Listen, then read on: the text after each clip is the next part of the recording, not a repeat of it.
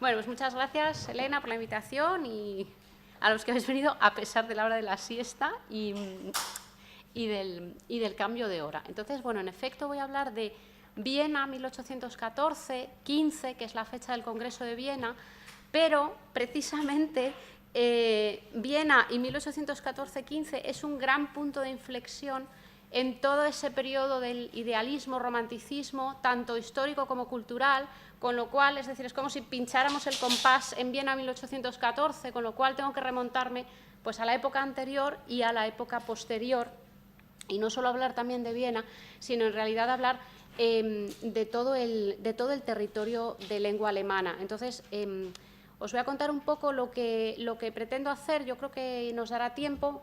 Hay algún pequeño problema técnico con el tema de la música, pero espero que todo funcione. Creo que más que ver datos es bastante, porque claro, es muchísimo, es un intervalo enorme tanto en el tiempo como en lo que abarca, pero sí que creo que es importante establecer claro el contexto y sobre todo una serie de conceptos culturales que afectan a todo el territorio alemán, algunas fechas, es decir, esto sería una parte de contextualización y conceptualización. Después quería hablaros de lo que en alemán se conoce como, o en el territorio de lengua alemana, como época artística, es decir, todo ese periodo del romanticismo e idealismo, pero que también varía y tiene un gran punto de inflexión en 1815, precisamente a raíz de la reestructuración política, para después pasar al desarrollo de la música instrumental, que florece justo en esta época, pero también tiene una historia detrás y una evolución que viene después.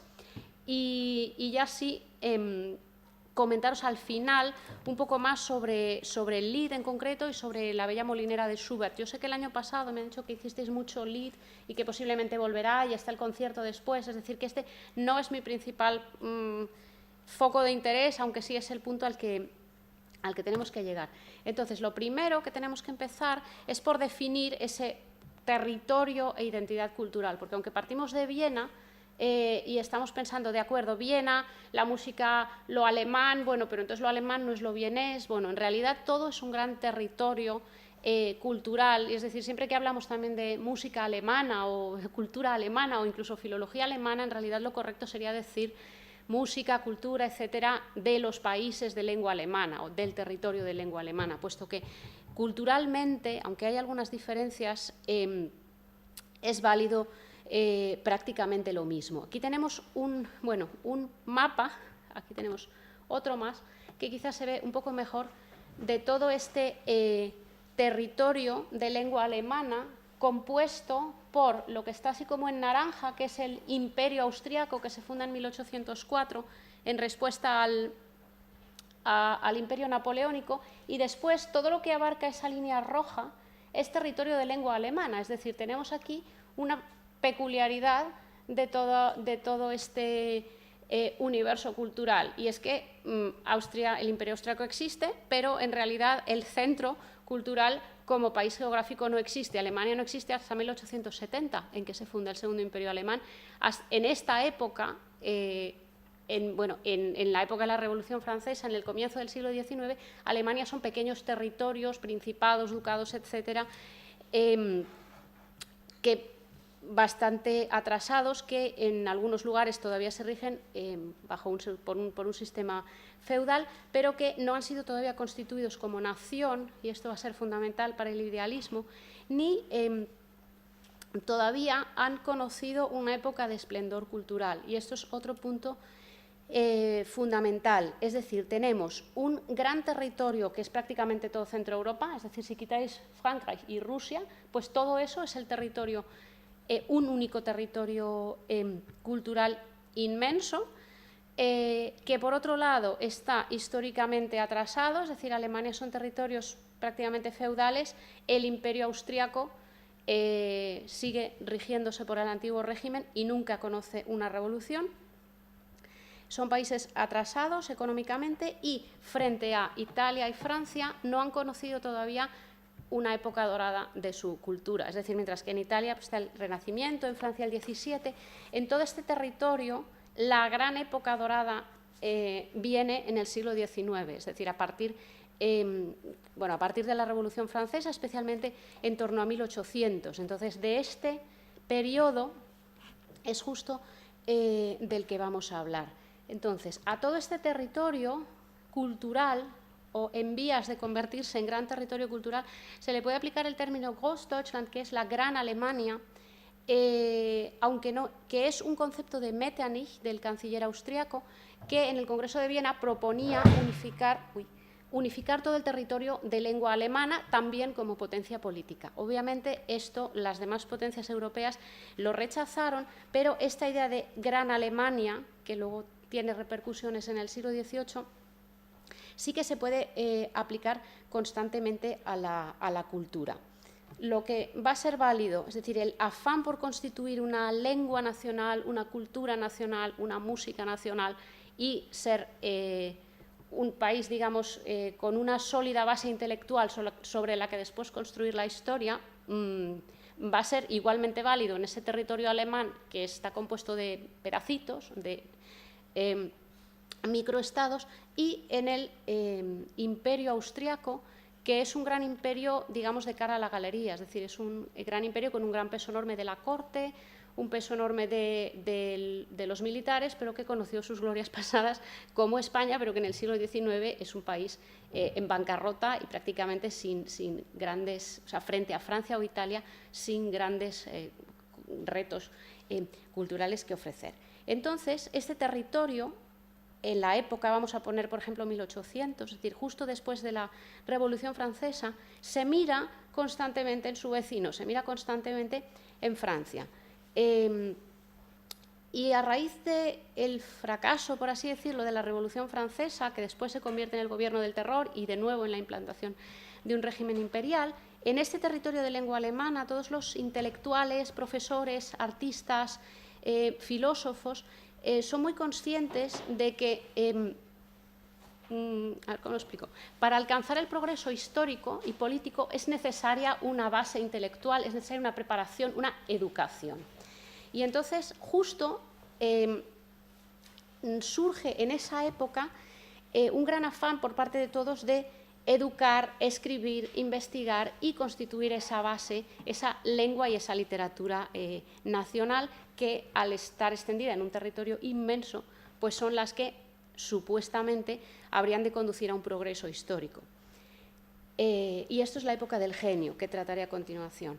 El gran punto de inflexión viene entonces en 1815 con la Restauración, cuando toda esa preparación intelectual, filosófica inmensa no tiene ninguna repercusión en la política, sino lo que sucede es que se reimplanta un sistema imperialista que ni siquiera se había llegado a derrocar. Es decir, 1815 es un punto de inflexión muy importante porque es como el punto al que se llega después de una inmensa preparación, pero que no supone nada, con lo cual lo que viene detrás es un periodo de desilusión enorme que produce una crisis, ¿no?, de pensamiento y de arte, como veremos a continuación.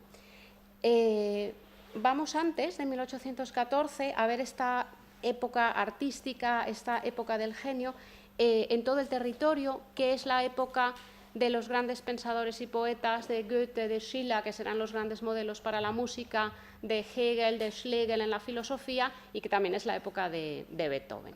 Que Beethoven, aunque esté en Viena en 1814, Beethoven era de Bonn, es decir, que en realidad esas fronteras son muy flexibles. Bueno, aquí tenéis un par de mapas más, que simplemente, bueno, estos los vamos a pasar, y a un riesgo de ser pesada, he trazado una pequeña regleta de fechas importantes para ver un poco dónde nos vamos a mover. La línea de arriba iremos primero antes de la pausa y después seguiremos. El 789 es la Revolución Francesa, 1800 es el cambio de siglo, pero 1800 también es el año de la fundación de las grandes universidades en Alemania.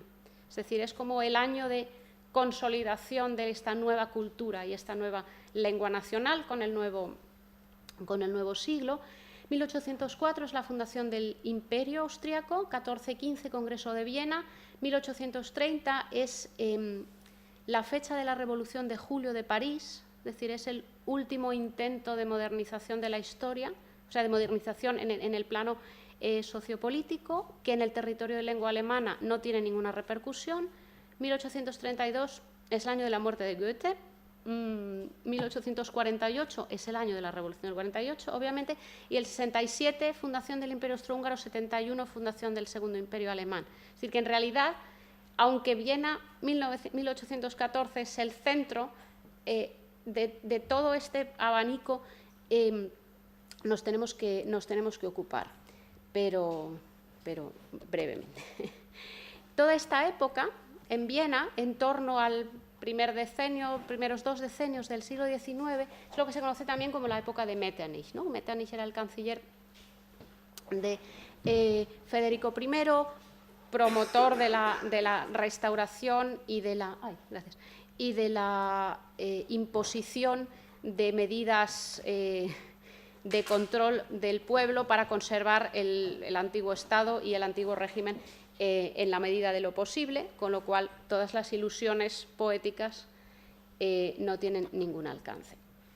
Pero vamos a ocuparnos de esta época artística en la que es bastante complicada de definir en términos de periodización literaria, etcétera, porque en Alemania coinciden lo que se llama el clasicismo de Weimar, que eso sí sonará, la época de Goethe y Schiller, y el romanticismo, que prácticamente se solapan.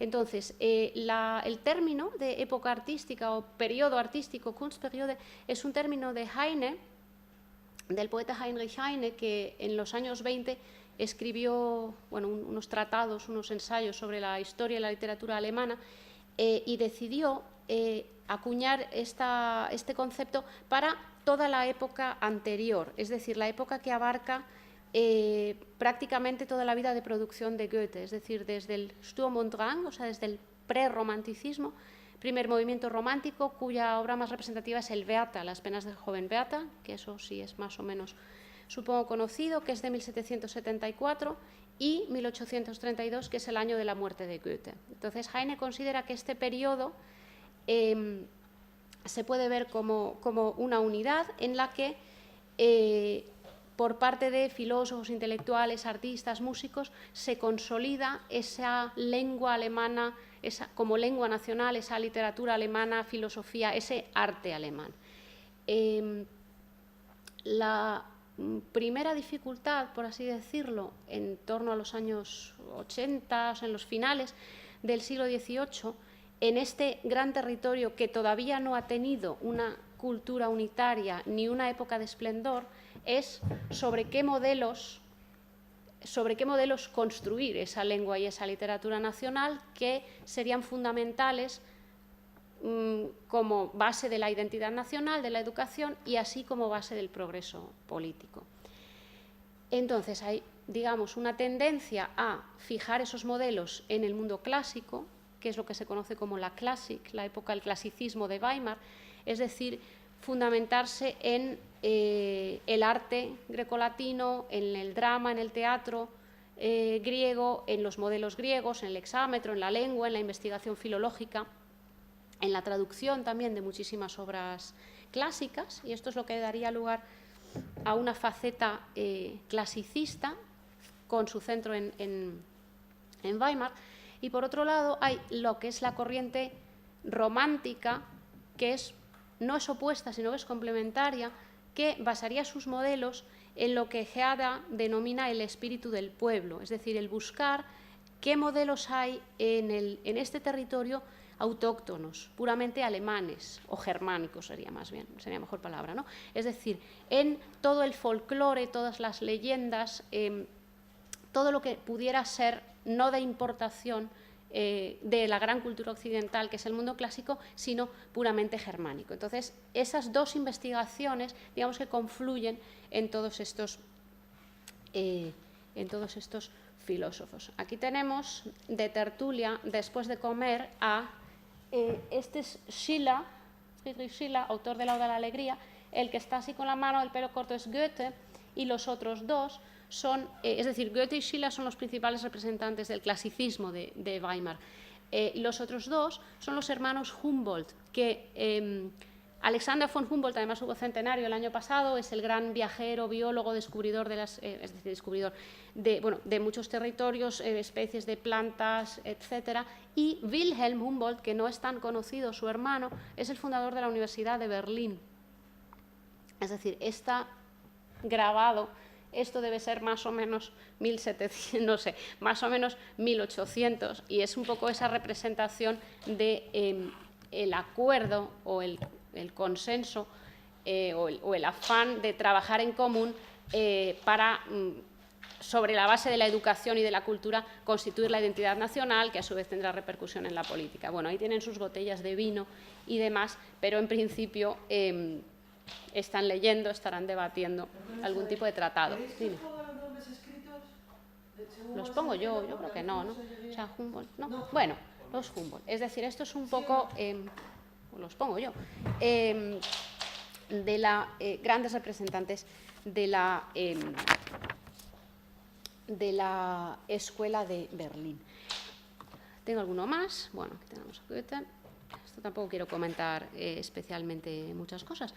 Pero bueno, Goethe y Schiller son en esta época los dos grandes, es decir, en esta época el concepto de artista es el de guía y educador del pueblo, frente a... Esto es importante porque esto cambia radicalmente con la muerte de los grandes genios, ¿no? El artista, especialmente, bueno, en este caso el poeta, pero con Beethoven sucede lo mismo, es el gran guía del pueblo, el que a través de su arte convierte a las personas en mejores personas. Schiller publica en 1797 una obra que se llama Cartas para la educación de la humanidad, es decir, se puede ver un poco con las propias obras cuál es la intención, ¿no? O sea, se considera el arte como un instrumento de educación de la humanidad. Y entonces la gran crisis que viene después es el ver que, no pasa nada, que la humanidad es ineducable, o la humanidad a través del arte no llega a mejores conclusiones. Y este es Friedrich Schlegel, el filósofo, que tuvo junto con su hermano August Wilhelm Schlegel, una gran importancia por dos motivos. Los Schlegel, bueno, Schlegel es muy conocido por su edición de obras clásicas, también es decir, de traducción de los clásicos de la cultura universal, desde Calderón hasta los autores griegos, Cervantes, etcétera, es decir, con esa intención de hacer crecer, hacer florecer la cultura alemana, pero sobre todo es conocido también por la teoría sobre el romanticismo. Schlegel es el filósofo que articula una nueva definición del arte, de la poesía romántica, lo que él llama la poesía universal romántica, es decir, considerar el arte por excelencia es arte romántico. Y el arte romántico por excelencia está relacionado con la música. Y aquí hay un cambio enorme, aunque esto lo veremos más adelante mejor, en la posición que tiene también la música dentro de todas las artes, puesto que hasta entonces siempre se ha considerado la música o bien ligada a la palabra o como un arte ligado a la danza, al placer, etcétera, un poco al acompañamiento, pero no se ha considerado nunca a la altura de la palabra y menos aún a la altura de la filosofía. Pero a partir de los románticos van a considerar la música precisamente porque no es un arte semántico por encima de todas las demás. Es decir, a partir de Schlegel, Schlegel hace una clasificación también de las artes en cuya cima está la poesía, que es poesía romántica, y está siempre ligada a la música, y a partir de ahí la música siempre va a estar en la cima de todas las artes. Es decir, hay un cambio enorme también de estética y de sensibilidad. Es decir, estos son dos conceptos fundamentales que sí que hay que tener en cuenta en esta época. Y bueno, de esta época son también, antes de pasar a un primer ejemplo musical, de esta época son también algo que en todos los países se ha dado antes, que son todos los diccionarios y las gramáticas, es decir, la lengua en casi todos los países. En España la gramática de Nebrija es del siglo XVII, en Francia es anterior, es decir, en Alemania no existe todavía, hasta entonces, hasta este entorno de 1800, no existe una gramática, un diccionario, es decir, no está ni siquiera la lengua fijada de una manera oficial. por así decirlo, lo cual es una gran innovación en esta época. Y igualmente en este círculo se recogen todas las colecciones de cuentos y todas las colecciones de canciones populares, lo que serían en nuestras colecciones los cancioneros y las colecciones de cuentos. Los cuentos de los hermanos Grimm, que todos conocemos, hemos leído, son una colección terminada de recopilar en 1815, lo cual este mundo del cuento, de la fantasía, del folclore, pasa también a formar parte de la cultura, por así decirlo, y esto va a ser importante para la música que vamos a ver después. Y sucede lo mismo con los cancioneros. Seguro que ha salido en alguna clase el cancionero El cuerno maravilloso del muchacho, de Sknaben, no, pues voy a poner. Es un gran cancionero sobre el cual la mayoría, hay muchísimos lieder que toman canciones, ¿qué más es esto? De El cuerno maravilloso del muchacho, que es un gran cancionero, y también es de 1815 más o menos. Es decir, que pasan en un territorio cuya lengua no se considera todavía lengua de cultura, pasan a formar parte, es decir, entran como elemento de cultura todo el folclore. Uy, se fue a Heine. Por un lado, el folclore, toda la tradición popular. Por otro lado, un arte que es nuevo, por así decirlo, dentro de este territorio, y sirven como base de lo que será culto. Esto es importante sobre todo para el Lied, con el que se consagra que algo musical y en alemán es el paradigma del canon cultural, cuando hasta entonces nada alemán había sido culto, ni siquiera la lengua en sí misma, y desde luego la música tampoco lo había sido.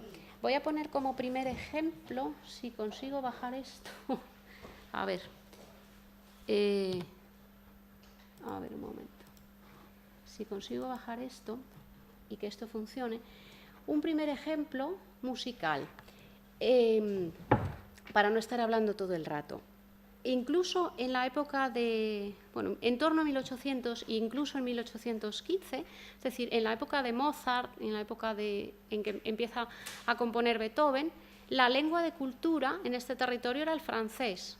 Es decir, Metternich, el canciller de Austria, cuando tenía que hacer algo medianamente oficial, se expresaba en francés. Es decir, la lengua alemana nos servía para la cultura, y la música, toda música que se preciara, aparte de ir ligada a la voz, toda ópera que se considerara como tal, estaba compuesta en italiano.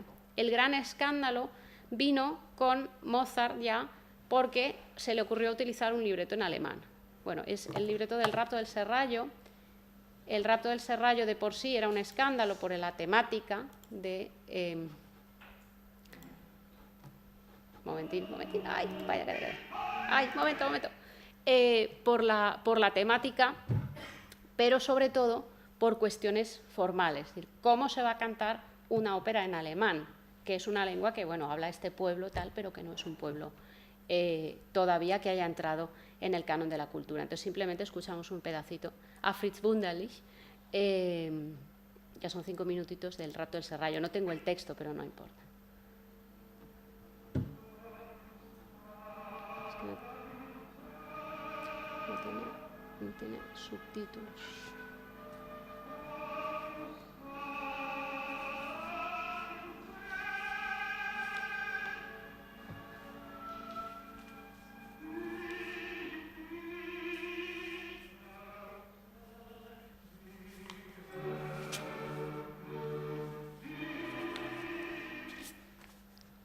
Hoy.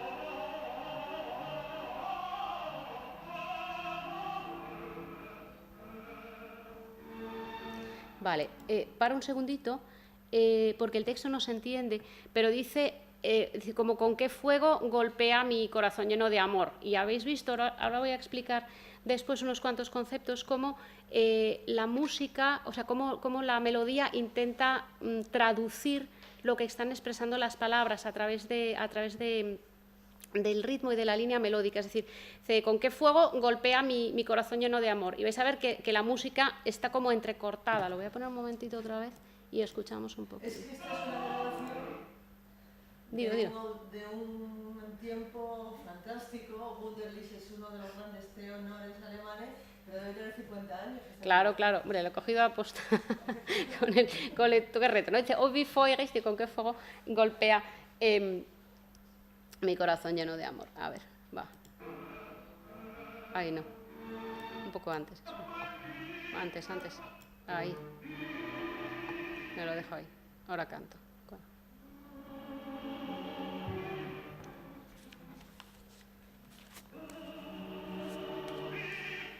Ahí dice, oh, wie feurig, ¿no? O con qué fuego.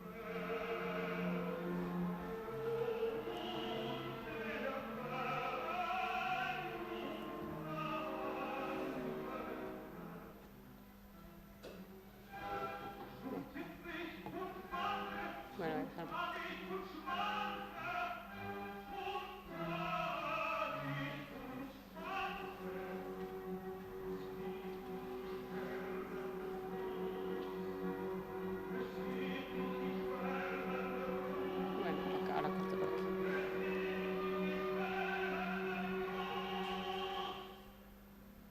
Bueno, lo dejo aquí, a Wunderlich. Para volver otra vez. A ver, a Viena. Hoy, bueno, perdón. A Viena, 1900, podemos volver. Ay, momento. Ay, ahora se fue. Vamos a volver aquí a Mozart. Es decir, ya con Mozart, aunque esto es anterior, con los compositores de la escuela de Viena, que son Haydn, Mozart y Beethoven, con Mozart comienza en primer lugar la emancipación de la música, del lenguaje musical, del lenguaje instrumental, por un lado, pero sobre todo esa entrada del alemán, o sea, de la lengua alemana como en el canon de la cultura. Entonces, insisto en hacer un poco esta panorámica del territorio, por decimos con Mozart, entonces, pero es alemán o es austriaco, es decir, es todo un mismo territorio, puesto que Viena y en la parte alemana, a pesar de muchas diferencias históricas y de algunas peculiaridades, pues, con la religión, etcétera, comparten esa misma situación de no haber tenido su siglo de oro, ¿no? Por así decirlo, que el siglo de oro, en la época artística, es este periodo en torno a 1800. Y unido, es que esto es un lío. A ver. Lo tengo que bajar. Aquí. Unido a este ideal de cultura, es decir, a este ideal, por así decirlo,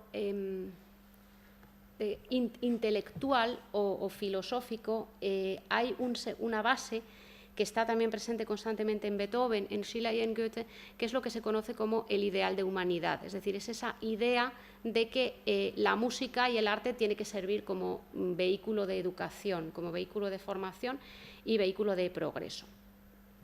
De esto, el gran parangón es el texto que actualmente constituye la letra del himno europeo, es decir, la Oda a la Alegría, el himno a la alegría. El himno a la alegría es una oda de 1802 de Schiller, que plantea ese ideal de, dice, alegraos, chispas del Elíseo, y todos estamos gozosos, o algo así, porque toda la humanidad se va a hermanar, es lo que viene así a decirlo, ¿no? De hermandad de todos los pueblos en la música, en el arte, en la filosofía, un poco en esa educación totalmente estética, perfecta, pacífica y demás.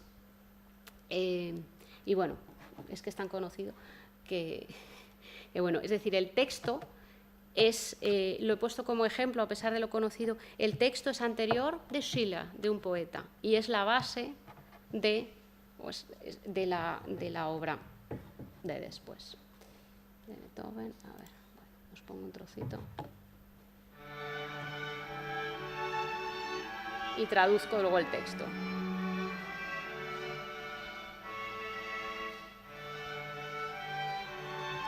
Vale.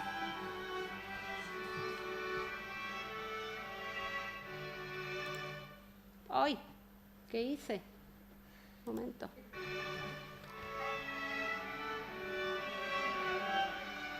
No cantan.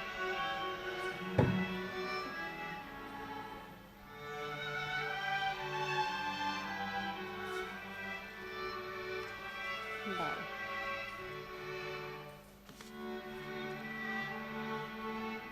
No cantan.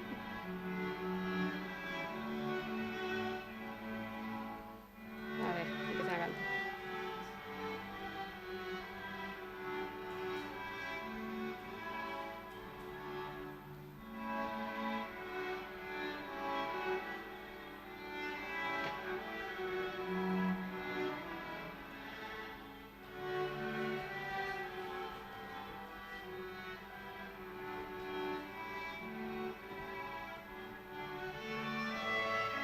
Bueno, voy a darle a ver si cantan. A ver.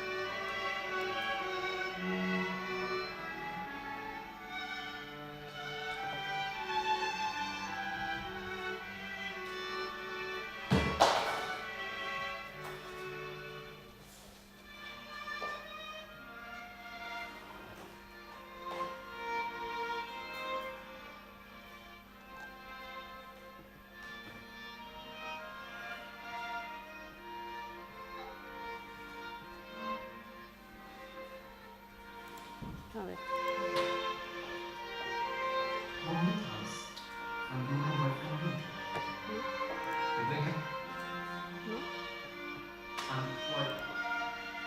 Es un montaje extraño.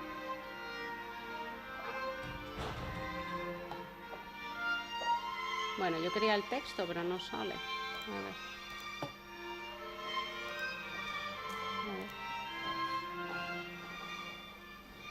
Dale corto.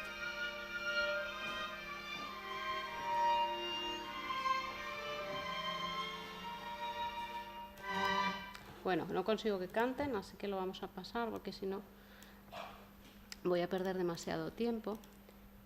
Con lo cual, pero bueno, esto sí que es de sobra conocido. Vamos a ver. A ver, un momentito. Bueno, tenemos Mozart, Beethoven. Vamos a pasar aquí. A la parte de la sinfonía. Bueno, en música, es decir, con Beethoven alcanza la música instrumental y la música instrumental pura su máximo esplendor, y para ilustrarlo, a ver qué consigo que se vea esto. Bueno, otra vez. Perdón. Ahí, vale. Para ilustrar, qué mal se ve. Para ilustrarlo, tenía un cuadro de la época titulado La Sinfonía, que la sinfonía se desarrolla en la parte de abajo. Esto es un altar, pero es un altar particular, es decir, es una obra privada para tener en una casa. A ver si se ve ahora un poco mejor. Ahora, perfecto, ¿no? Se ve ahí un concierto abajo, ¿no? Con la musa esto. Es decir, ¿vale?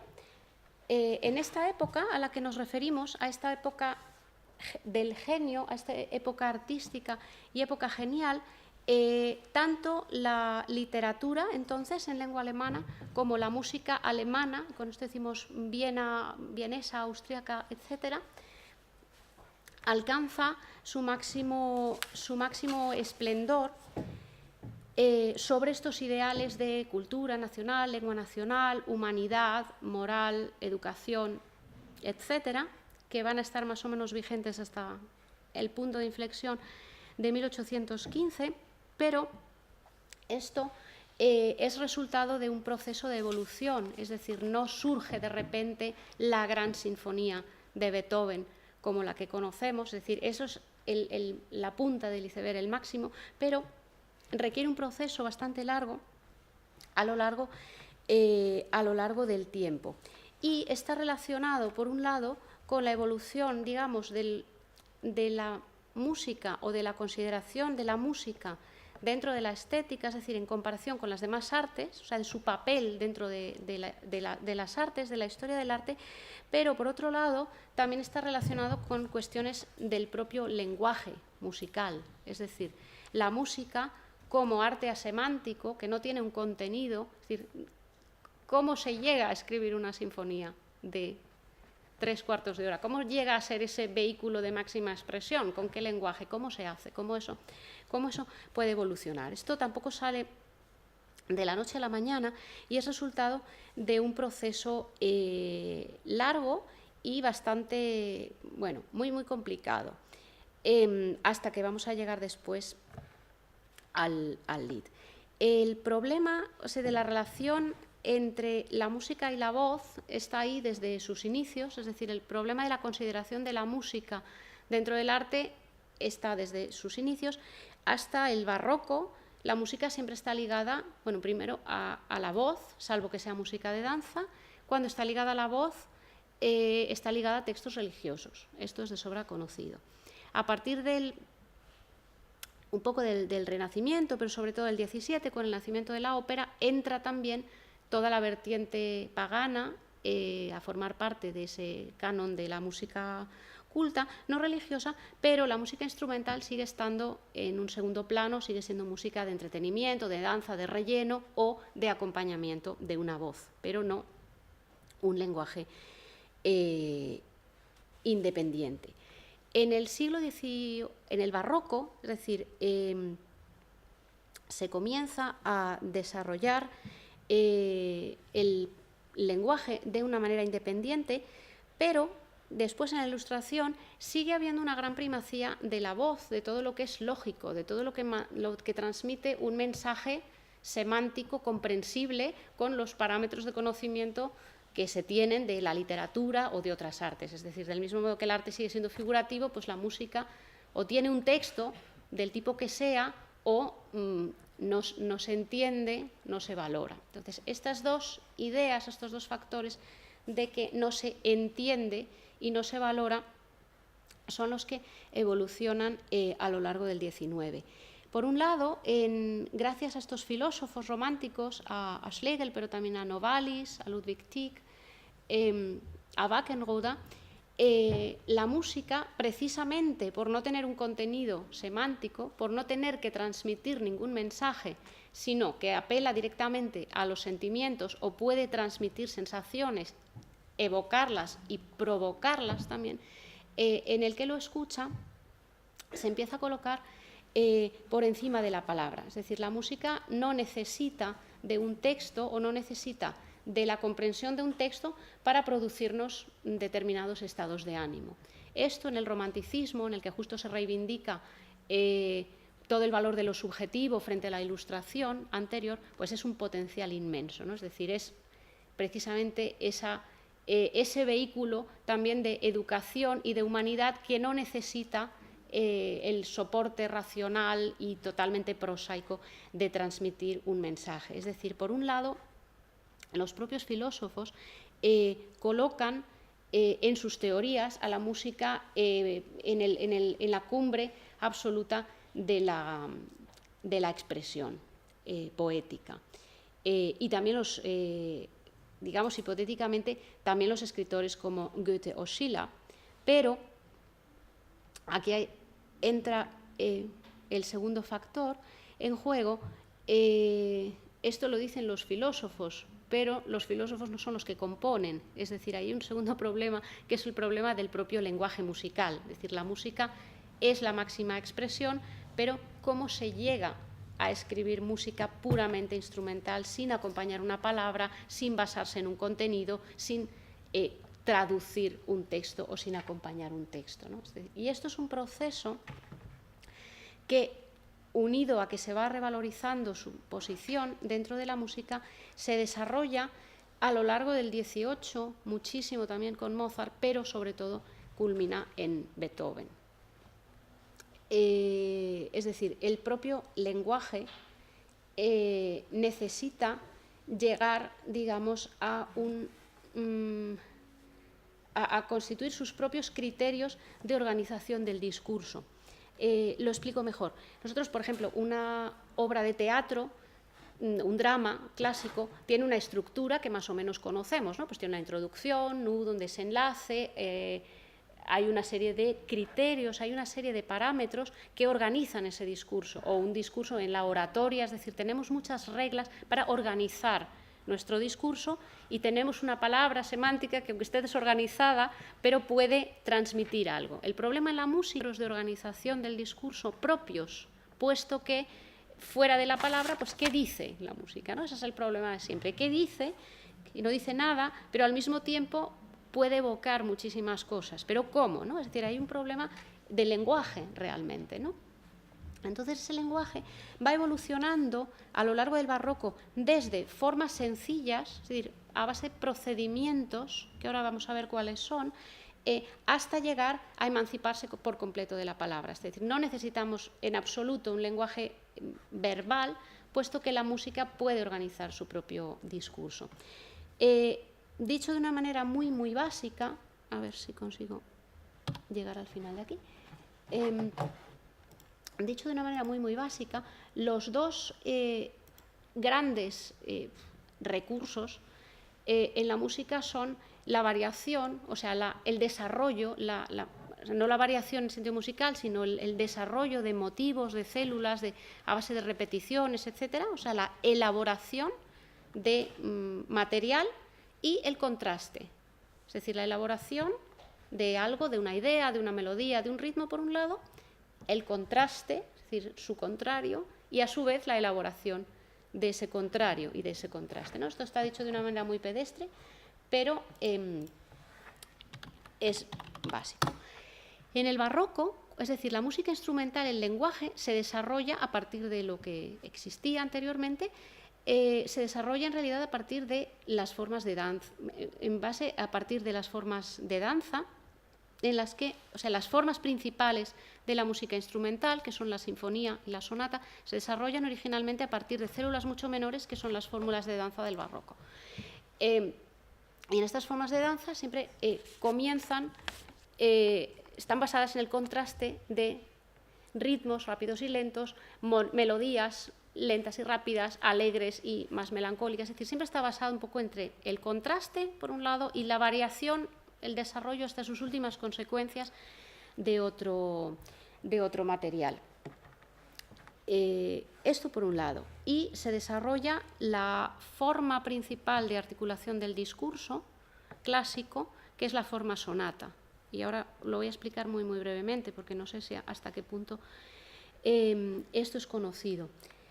Pero el otro recurso muy, muy importante que se inicia en el barroco, pero que realmente alcanza su esplendor aquí, en el romanticismo y sobre todo en el Lied, es un recurso que se parece también a la forma en que evolucionan las lenguas naturales, es decir, las lenguas evolucionan muchas veces a partir de la traducción, es decir, las lenguas romances evolucionan, o se enriquecen mucho a través de la traducción de las lenguas clásicas porque obligan a crear nuevas formas, a inventar nuevas palabras, a evolucionar. El alemán evoluciona muchísimo en toda esta época que contaba de Goethe, Schiller, a raíz de la traducción de los grandes clásicos, de los clásicos españoles, franceses y grecolatinos. Y la música también se basa de alguna manera, en la imitación o en la traducción o en la transposición de elementos vocales y visuales en lo que se conoce con el recurso de, voy a poner, de Tonmalerei, de pintura con sonidos. Es decir, hay dos grandes recursos de imitación de la música que imita otras artes y que alcanzan, aunque se remontan al barroco, alcanzan realmente su esplendor en el romanticismo y luego sobre todo son el recurso principal del Lied. Entonces, uno viene, a ver, lo voy a apuntar aquí, ton es sonido en música y malen es pintar, lo que es ton, ¿no se ve? Pues nada, es igual, pero se lee, ¿no? O sea, ton es sonido, Tonmalerei, pintura con sonidos. Luego voy al después. Y pongo un ejemplo. Es decir, se trata de ya que, vale, podemos desarrollar, podemos variar, podemos contrastar, pero también podemos traducir, podemos pintar algo que suena. Esto se remonta, bueno, en realidad se remonta al barroco y antes a la retórica, en que determinadas ideas de la voz, determinados conceptos, siempre tenían un correspondiente en la música. La música, aunque es, en principio es un arte arbitrario, no hay consenso sobre qué significa, sí que se pueden establecer en general criterios de carácter, de ritmo, rapidez, lentitud, altura, textura, es decir, sí que se pueden asociar determinados sentimientos o componentes de contenido con el sonido puramente asemántico. Es decir, en una melodía no hay a lo mejor un significado, pero se puede saber si es alegre, entre comillas, triste, es decir, el abanico de sensaciones o de asociaciones, pues aunque vaya desde triste, melancólico hasta lúgubre, normalmente se queda más o menos dentro de un campo semántico, ¿no? Se puede decir esto es alegre, esto es animado, esto es belicoso, pero no hay confusiones en la base fundamental, no suelen darse. Es decir, que sobre este consenso, así que es más o menos espontáneo, sí que se dan, es decir, sí que se puede construir. Entonces, a partir del barroco también empiezan a desarrollarse tradiciones de expresión o de recursos musicales que traducen ideas, pero que luego van avanzando y van evolucionando. Un ejemplo muy simple, en música el intervalo de cuarta aumentada es lo que se considera que es disonante y se llama el diablo en la música, el diabolus in música. Bueno, pues en la retórica barroca, por ejemplo, los oratorios de Bach, cada vez que se menciona al diablo se hace este salto de intervalo. Por ejemplo, llorar o las lágrimas siempre es una segunda disminuida, es una segunda descendente, un semitono descendente. Entonces, siempre que aparecen determinados giros, pues ya se empiezan a utilizar como una serie de recursos, ¿no? Como si existieran pequeños diccionarios, ¿no? Esto, que en el barroco todavía está limitado a una retórica muy, muy simple, pero el recurso en sí va avanzando a lo largo del XVIII y a lo largo del XIX y alcanza realmente un nivel de precisión y de exactitud muy, muy sorprendente, sobre todo con Schubert. Pero tenemos muchos más casos. Quería poner el ejemplo, a ver, un momento, de La Tempestad, de la Sinfonía de Beethoven, que es una sonata en la que se imita una tormenta, una tempestad. Es decir, vamos a ver los distintos fenómenos es decir, en una tempestad, imaginemos visualmente, hay una serie de fenómenos como truenos, relámpagos, es decir, aunque no haya un contenido de palabra, sí que hay movimientos, imágenes, etcétera, que se pueden imitar con distintos recursos musicales. Y esto está basado en algo que adquiere una importancia enorme en el romanticismo, también en la pintura y también en la literatura, que es el concepto de sinestesia, que es la unión de sensaciones que se perciben por diferentes sentidos, ¿no? Entonces, digamos que variación, contraste y sinestesia son como los tres grandes vías de desarrollo de la música instrumental. Es decir, voy a ver lo que asocio por algo que he visto, cómo se escucharía, ¿no? Igual que Por ejemplo, el volumen más alto o más bajo se asocia con la cercanía o la lejanía, es decir, pero el volumen es algo auditivo y la cercanía es algo visual. Es decir, con este tipo de asociaciones es con las que se juega, y esto llega a perfeccionarse hasta un nivel en que obviamente el referente ya sobra, porque la música lo dice todo por sí misma. Vamos a darle al movimiento y vemos después lo que es la forma sonata brevemente, si quiere. Ay, no, este no. A ver. Pero un momento, voy a poner otro porque me gusta más este, que es más rápido. Ahí, perdón, no, ahí. Vamos a escuchar a Beethoven un poquito.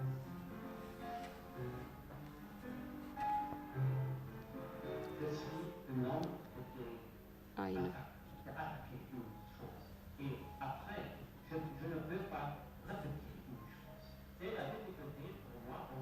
A ver. No, no, perdón, no, este no es bueno. Vamos a coger otro. Vamos a coger uno que se escuche desde el principio, porque si no...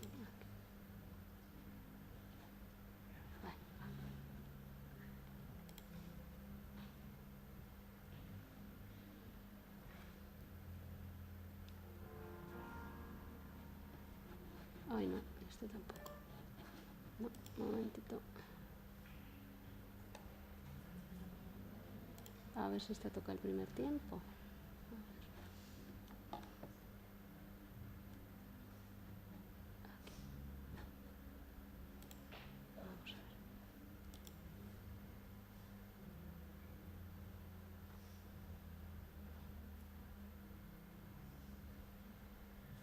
A ver. Ahí, este tampoco. A ver, un momento. Al final nos vamos a quedar con el primero. Bueno, vamos a quedarnos con el primero. Que traía los ejemplos en CD, pero al final hemos cambiado. Vale.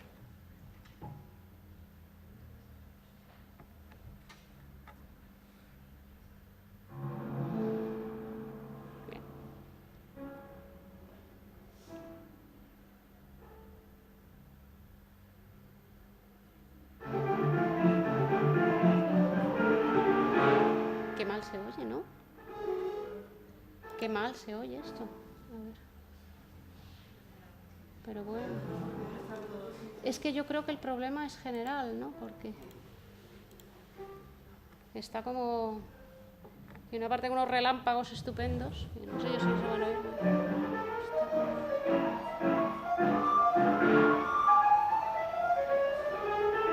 Es que se ve rarísimo.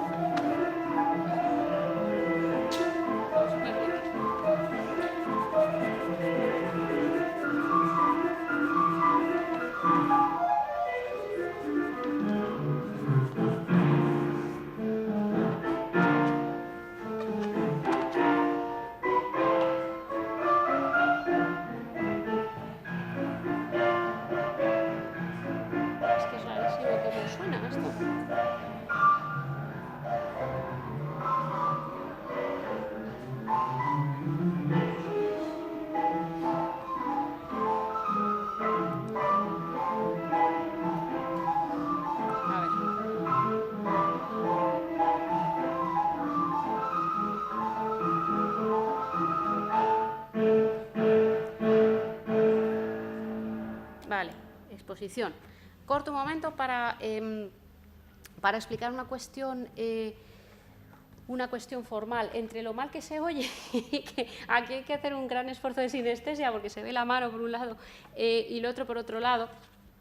En la sonata esta, en La Tempestad, hay muchísimos recursos, pasa es que con esta música no lo podemos hacer muy bien, de imitación, de relámpagos, y se nota como si hubiera sido un rayo que sube, truenos, etcétera. Al final hay una especie de arco iris, es decir, hay muchísimos recursos de Tonmalerei, de pintura con sonidos que complementan recursos puramente formales, es decir, lo que llamaba un poco estas formas de organización del discurso musical. Y en esta época, con Mozart, y sobre todo con Mozart se consolida el género, y con Beethoven alcanza ya su máximo desarrollo, la sinfonía y la sonata. Y en la sonata, lo que se conoce como forma sonata. El concepto ha salido aquí, es que no sé muy bien en otras clases, es decir, vale, es decir, en la música instrumental se necesita, igual que en poesía, en oratoria, es decir, una estructura, es decir, vale, ¿cómo podemos estructurar y encontrar grandes formas para obras de cierta extensión, ¿no?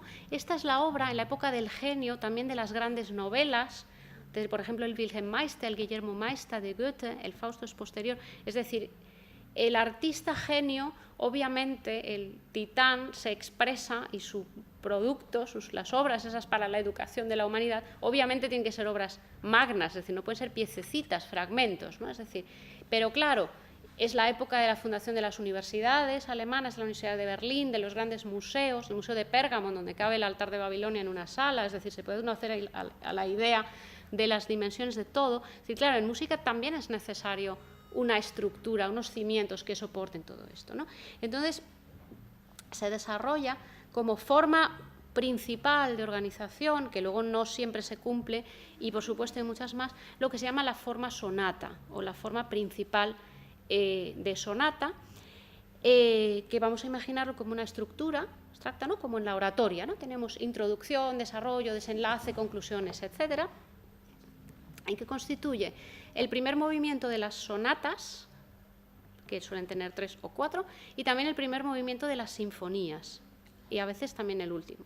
Es decir, es una primera estructura. Y entonces la forma sonata está basada, como decía, en los recursos de contraste, de desarrollo, y muchas veces tiene también recursos evocadores o imitadores o traductores de otros contenidos, ¿no? Entonces la forma sonata está basada en un tema, lo que se llama el tema, el primer tema, que es un tema, pues en la quinta sinfonía de Beethoven, el golpe del destino, es decir, un tema, y después en su contrario, es decir, lo que se llama el segundo tema, que es contrastante con el primero. Si el primero es lento, melancólico, etcétera, pues el segundo tiene que ser más rítmico, más rápido. Si el primero suele ser más rítmico y más rápido y más enérgico, el segundo entonces es más suave, más blando, más lírico, ¿no? Es decir, siempre se basa en la contraposición de dos temas, al igual que tenemos en el soneto tesis y antítesis, ¿no? Estos dos temas se exponen en la primera parte, que es lo que se llama la exposición. No sé si se ve, pero bueno, lo pongo. Entonces, en la exposición tenemos un tema A y un tema B, que contrastan entre sí, pero más o menos se exponen cada cual su argumento, y se cierra con una gran cadencia, que es donde hemos cortado, ahí en la sonata de Beethoven, ¿no? Se cierra con una gran cadencia, con una conclusión final. Luego, a partir de aquí, es decir, esto en realidad es una estructura oratoria, es decir, es una estructura dramática, como las que conocemos de las artes semánticas, aunque en este caso está solo basada en recursos musicales. A partir de aquí se desarrollan, viene una sección que se llama desarrollo, en la que aparecen elementos de los dos temas, se mezclan, se contrastan, se varían hasta que no dan más de sí, se varía la melodía, se varía el ritmo, se varía la tonalidad, se modula, es decir, allí hasta donde el asunto no va más de sí, para volver otra vez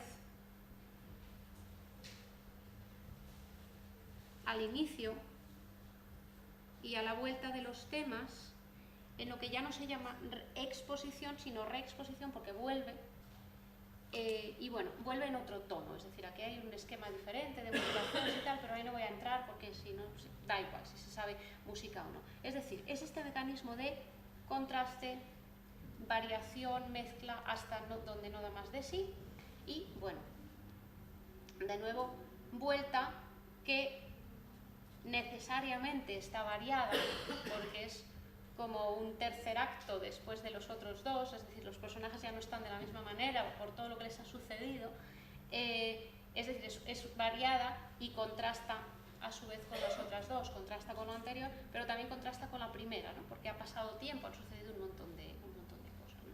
Entonces, esta estructura básica, que es la de la forma sonata, constituye como un armazón en el que elaborar, en el que escribir música puramente instrumental. Es decir, esto está basado en cuestiones también de tensión y de relajación de la tensión, de tensión dramática, es decir, que en el fondo son recursos conocidos, lo único que no es necesario aplicarlos a un lenguaje verbal. Y este es también el principal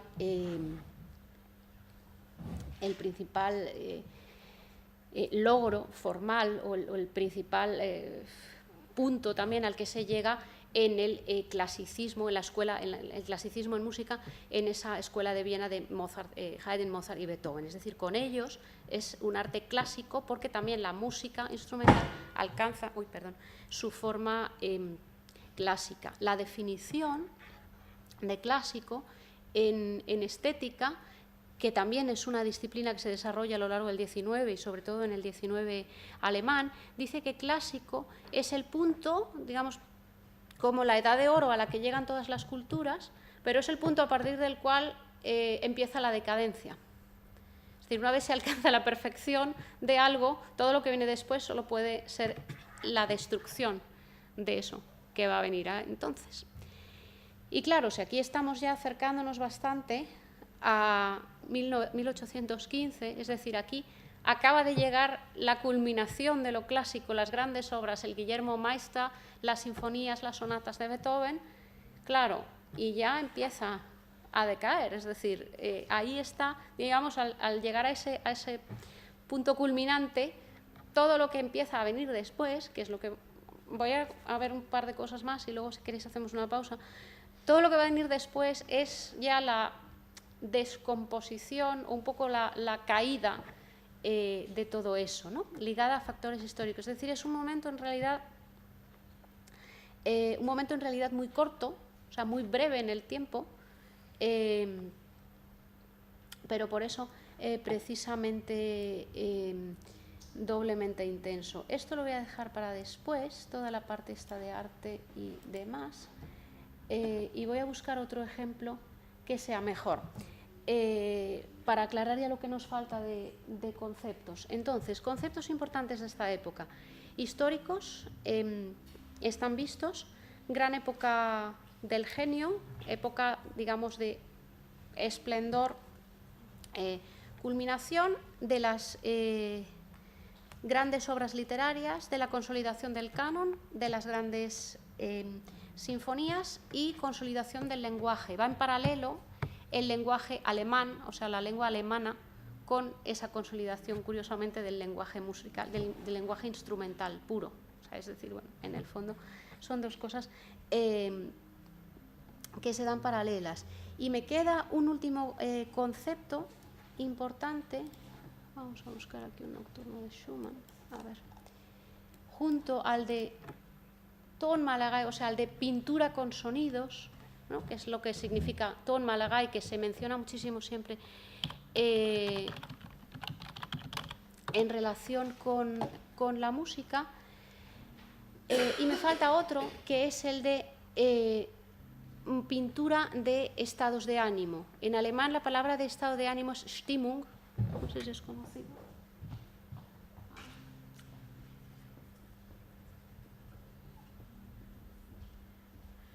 Vale, ¿se ve? Bueno, Stimmung es estado de ánimo. Entonces, de la misma manera que se puede hacer una traducción, digamos, de elementos concretos, como rayos, relámpagos, tristezas, palabras concretas. La música es, desde esta época, y también, digamos, estéticamente, el vehículo ideal de expresión de estados de ánimo. Puede recrear, y en esta época, sobre todo en la que viene después, se empiezan a desarrollar también todas las obras, digamos, que llevan también títulos ligados a la pintura, como nocturnos, fragmentos, escenas en el campo, es decir, hay un montón de piezas musicales basadas, es decir, otro recurso de traducción, basadas en un contenido visual o ambiental o incluso en una sensación, ¿no? Y simplemente pongo un nocturno porque vemos que es de noche, pues por la sensación. Con esto cerraremos y pasaremos. ¡Ay! Que siempre lo estropeo. Bueno, dejas. ¿Por qué no soy esto? Está desastroso. Está raro, es que está como raro, ¿no? Porque, es decir, ¿por qué imaginamos que es de noche? ¿Por qué es decir, ¿por qué se llama nocturno? Es decir, es una sensación de tranquilidad, media volumen, es decir, media luz. De nuevo está todo basado en relaciones sinestéticas.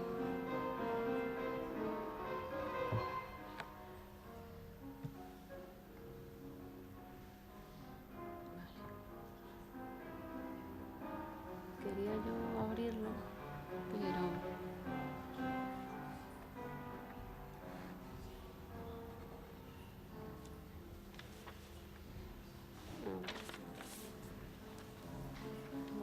Esto me sale fatal.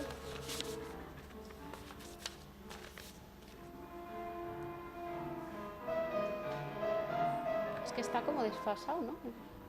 Bueno. ¿Tú has traído los CDs? Sí, de la Bella Molinera, sí. Voy a ver si también el otro día trajeron otra cosa. Cuando quieras hacer descanso. Bueno, yo creo que sí, pues sí, porque... vamos a ver.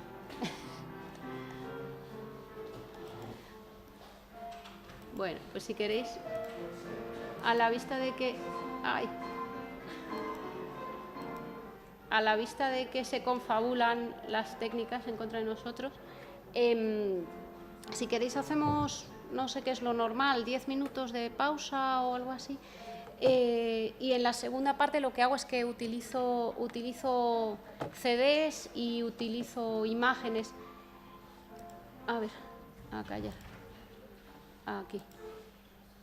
Utilizo imágenes. De todas maneras, de esta época, yo creo que la música es muy conocida, es decir, quizás más que datos, aparte de haber escuchado algo un poco mejor, es tener claros conceptos, sobre todo porque es importante tenerlos claros porque hemos llegado más o menos a 1814, pero a partir de 1814 van a cambiar una serie de cosas. Y esta es la base sobre la que van a cambiar. Entonces creo que es un buen momento de hacer la pausa. Entre tanto intentamos a ver si funciona un poco mejor el tema del sonido y vemos otras cosas.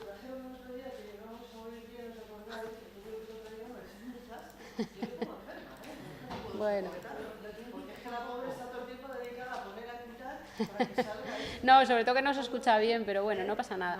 Yo creo que si los conceptos están de momento claros, luego escuchar siempre puede uno escuchar por su cuenta. Entonces hacemos una pausa, intentamos recomponer aquí la técnica